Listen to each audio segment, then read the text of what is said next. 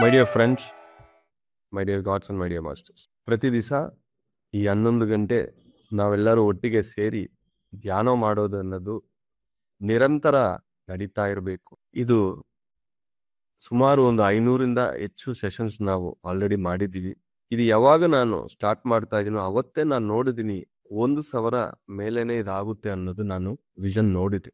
ಅಂದ್ರೆ ಇವತ್ತು ಹೇಳ್ತೀನಿ, ಇನ್ನೊಂದು 8 ವರ್ಷ ಇದನ್ನ ಮಾಡೋಣ, ಆಮೇಲೆ ಯಾರಿಗ್ ಗೊತ್ತು. ಬಟ್ ಕೊನೆ ತನಕ ನಾವು ಮಾಡ್ತಾ ಇರ್ಬೇಕು. ಯಾರನ್ನು ನಾನು ಈ ಕಳೆದ 2-3 ವರ್ಷ ನಾನು ಎಷ್ಟು ಜನನ ಮೀಟ್ ಮಾಡಿದ್ರು ಪ್ರತಿಯೊಬ್ಬರು ಬಾಯಿಂದ 11 ಗಂಟೆ ಸೆಷನ್ ಬಗ್ಗೆ ಖಂಡಿತವಾಗಿ ಹೇಳ್ತಾರೆ, ನಾನು ಜಾಯ್ನ್ ಆಗಿದ್ದೀನಿ ಸರ್, ನಾನು ಮಾಡ್ತಾ ಇದ್ದೀನಿ. ಸೊ ಆ ತರ ಪ್ರತಿ ಒಬ್ಬ ಮಾಸ್ಟರ್ನು ಈ ಸಮಯನ ಧ್ಯಾನಕ್ಕೋಸ್ಕರ ಕಂಪ್ಲೀಟ್ ಕರ್ನಾಟಕ ಮಾಸ್ಟರ್ಸ್ ಇಲ್ಲಿ ಜಾಯ್ನ್ ಆಗ್ತಾ ಇದ್ದಾರೆ.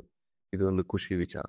ಬೆಳಗ್ಗೆ ಒಬ್ಬ ಮಾಸ್ಟರ್ ಹತ್ರ ಮಾತಾಡ್ತಾ ಒಂದು ಸಲಹೆ ಅವ್ರಿಗೆ ಕೊಟ್ಟಿದ್ದೀನಿ. ಅವಾಗ ಅನ್ಕೊಂಡಿದ್ದೀನಿ ಇದು ಇವತ್ತು ಝೂಮ್ ಅಲ್ಲಿ ಮಾತಾಡ್ಬೇಕು. ಆ ವಿಷಯ ಏನು ಅಂದ್ರೆ ಗುಣಗಳು. ಯಾರನ್ನ ಚೇಂಜ್ ಮಾಡೋಕೆ ಸಾಧ್ಯ ಇಲ್ಲ. ಅಕಸ್ಮಾತ್ ನಾನು ಯಾವಾಗನಾದ್ರು ವರ್ಷಕ್ಕೆ ಒಂದ್ಸತಿ ಅಮ್ಮ ಮನೆಗೆ ಹೋಗ್ತೀನಿ, ನಾನು ಅಲ್ಲಿ ಯಾರನ್ನು ಚೇಂಜ್ ಮಾಡೋಕೆ ನಾನು ಪ್ರಯತ್ನನೇ ಮಾಡಲ್ಲ. ನಾನು ಹೋಗಿದ ತಕ್ಷಣ ಅವ್ರು ಏನೇನ್ ನೋಡ್ತಾರಂದ್ರೆ ನನ್ನ ಕೈಯಲ್ಲಿ ಏನ್ ವಾಚ್ ಇದೆ, ಬಟ್ಟೆ, ನಾನು ಹೋಗಿರೋದು ಕಾರು, ಬ್ಯಾಗ್ ಒಳಗೆ ಏನಿದೆ, ವ್ಯಾಲೆಟ್ ಅಲ್ಲಿ ಮನಿ ಇದೆಯಾ ಇಲ್ವಾ, ಕೂದಲು ವೈಟ್ ಇದೆಯಾ ಬ್ಲ್ಯಾಕ್ ಇದೆಯಾ, ಇದೆಲ್ಲ ನೋಡ್ತಾರ, ಅದ್ರ ಬಗ್ಗೆ ಮಾತಾಡ್ತಾರ. ನಾನು ಧ್ಯಾನ ಮಾಡಿ ಎನ್ಲೈಟ್ ಆಗಿದ್ದೀನಿ, ಅವರು ಆಗಿಲ್ಲ. ಹಂಗಾಗಿ ಅಲ್ಲಿ ಹೋಗಿ ನಾವು ಒಬ್ಬ ಮಾಸ್ಟರ್ ಆಗಿರ್ಬಾರದು, ಅಲ್ಲಿ ಒಬ್ಬ ಮಗನಾಗಿರ್ಬೇಕಷ್ಟೆ. ಅಂದ್ರೆ ನೆಗೆಟಿವಿಟಿ ಅಲೋ ಮಾಡಲ್ಲ ಮಾತಾಡಿದ್ರೆ, ಬಟ್ ಸುಮ್ಮನೆ ನಗ್ತಾ ಇರ್ತೀನಿ. ಅಲ್ಲಿ ಅವ್ರಿಗೆ ಕ್ಲಾಸ್ ಹೇಳೋಕೆ ನಾನು ಇಷ್ಟಪಡಲ್ಲ, ಯಾಕಂದ್ರೆ ಅವ್ರಿಗೆ ಅರ್ಥ ಆಗಲ್ಲ. ಒಂದು ನಾವು ಅರ್ಥ ಮಾಡ್ಕೋಬೇಕು ಏನು ಅಂದ್ರೆ 15 ಇಲ್ಲಾಂದ್ರೆ 10-20 ವರ್ಷ ಮುಂಚೆ ನಾವು ಅದೇ ಲೈಫ್ ಜೀವಿಸಿದೀವಿ, ನಾವು ಹಂಗೆ ಇದೀವಿ, ನಾವು ಹಂಗೆ ಮಾತಾಡಿದ್ವಿ. ಸಡನ್ ಆಗಿ ಇವತ್ತು ಎನ್ಲೈಟ್ ಆಗಿ ನಾವು ಅವರನ್ನ ಬೇರೆ ತರ ನೋಡ್ಬಾರದು. ನಮ್ಮ ಲೈಫ್ ಅನ್ನ ನೋಡಿ ಅವ್ರು ಇನ್ಸ್ಪೈರ್ ಆಗ್ಬೇಕು. ಬಟ್ ಇವರು ಇನ್ನೂ ಈ ತರ ಮಾತಾಡ್ತಾರ, ಆ ತರ ಮಾತಾಡ್ತಾರ ಅಂತ ನಮ್ಮ ಬಾಯಲ್ಲಿ ಬರಬಹುದು. ಗುಣಗಳು ಚೇಂಜ್ ಆಗ್ಬೇಕು ಅಂದ್ರೆ ಅದು ಅವರವರು ಸ್ವತಃ ಒಳಗಿಂದ ಬಂದ್ರೆ ಮಾತ್ರ ಸಾಧ್ಯ ಆಗುತ್ತದೆ. ಒಬ್ಬರು ಹೋಗಿ ನಾನು ಇಬ್ಬರನ್ನ ಚೇಂಜ್ ಮಾಡ್ತೀನಿ ಅಂದ್ರೆ ಅದು ಸಾಧ್ಯ ಆಗಲ್ಲ, ಸಮಯ ವ್ಯರ್ಥ ಮಾಡ್ತಾ ಇದೆ.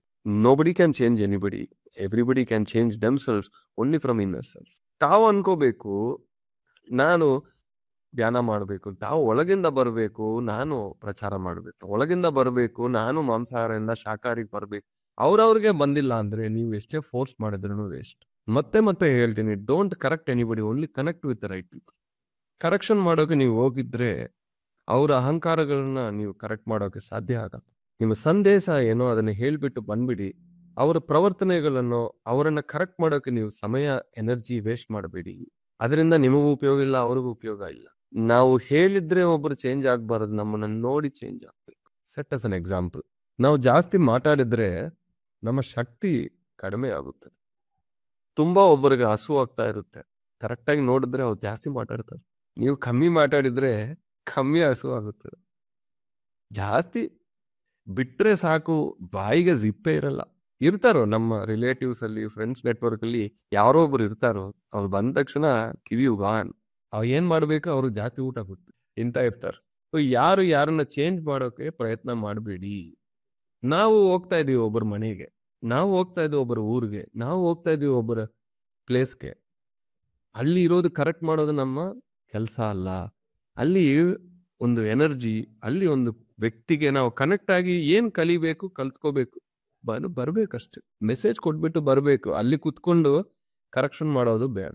ಕೇಳಿದ್ರ ಅವ್ರು ನಿಮ್ಮನ್ನ, ಸರ್ ಎಲ್ಲ ಅಬ್ಸರ್ವ್ ಮಾಡಿ ನಮ್ಗೆ ಏನಾದ್ರು ಸಲಹೆ ಕೊಡಿ ಅಂತ ಕೇಳಿದ್ರೆ ನೀವು ಮಾಡಿ.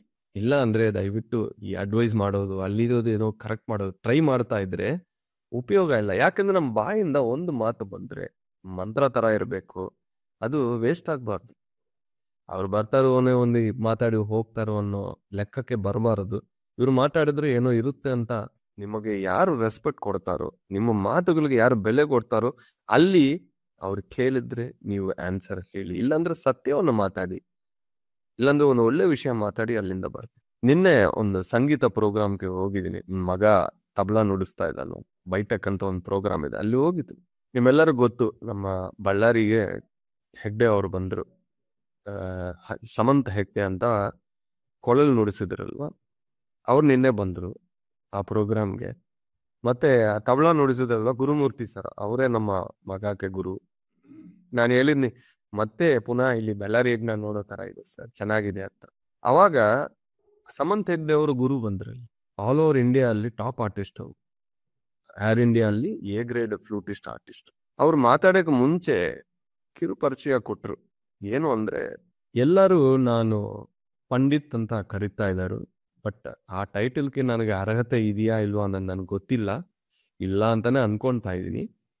ನಾನು ಯಾವತ್ತೂ ವಿದ್ಯಾರ್ಥಿಯೇ, ಸ್ವಲ್ಪ ಸೀನಿಯರ್ ವಿದ್ಯಾರ್ಥಿ ಅಷ್ಟೇ ಅಂತ ಹೇಳಿದ್ರು. ಆ ವಿನಮ್ರತೆ ನೋಡಿ ನಮಗೆ ತುಂಬಾ ಖುಷಿ ಆಯ್ತು. ಎಲ್ಲಿ ಅಹಂಕಾರ ಇಲ್ಲ, ಎಷ್ಟೋ ಪಥಗಳು ಇದೆ, ಎಷ್ಟೋ ಸೆಲೆಬ್ರೇಷನ್ಸು, ಎಷ್ಟೋ ಮಾನ್ಯುಮೆಂಟ್ಸು, ಎಷ್ಟೋ ಪ್ರೋಗ್ರಾಮ್ಸ್ ಎಲ್ಲ ಮಾಡಿದ್ರು ಗ್ರೌಂಡ್ ಅರ್ತ್ ಪರ್ಸನ್ ಆಗಿದ್ದಾರೆ. ಅದು ತುಂಬಾ ಖುಷಿ ಆಯ್ತು ನನಗೆ ಅವರನ್ನು ನೋಡಿ. ಯಾವಾಗ ನಾವು ಗ್ರೌಂಡೆಡ್ ಆಗಿ ಇರ್ತೀವೋ, ಯಾರನ್ನು ನಾವು ಕರೆಕ್ಟ್ ಮಾಡೋಕೆ ಟ್ರೈ ಮಾಡಲ್ಲ. ಅವ್ರನ್ನ ನೋಡಿ ನನಗೆ ಇನ್ಸ್ಪಿರೇಷನ್ ಬಂದಿದೆ ನೋಡಿ, ಅದು ನಾನು ಹೇಳ್ತಾ ಇದ್ದೀನಿ. ನಮ್ಮನ್ನ ನೋಡಿ ಇನ್ನೊಬ್ರು ಇನ್ಸ್ಪಿರೇಷನ್ ಆಗ್ಬೇಕು, ಬರೀ ಮಾತುಗಳಲ್ಲ. ನಾವು ಏನ್ ಜೀವಿಸ್ತಾ ಇದೀವೋ ಅದನ್ನೇ ಮಾತಾಡಿ, ಲೈಫ್ ಸಿಂಪಲ್ ಆಗಿರುತ್ತೆ. ಏನಿಲ್ಲೋ ಅದನ್ನ ಮಾತಾಡಿ ಮತ್ತೆ ನಾವು ಮೇಕಪ್ ಮಾಡೋ ಅವಶ್ಯಕತೆ ಇಲ್ಲ ಮಿತ್ರರೇ. ಇದು ಇವತ್ತು ಝೂಮ್ ಅಲ್ಲಿ ಹೇಳ್ಬೇಕಂತ ಅನ್ಕೊಂಡಿದ್ದೀನಿ. ನನ್ನ ಮೆಸೇಜ್ ಕರೆಕ್ಟ್ ಆಗಿ ಡೆಲಿವರಿ ಆಗಿದೆ ಅಂತ ಅನ್ಕೊಳ್ತೇನೆ. Thank you very much my dear masters.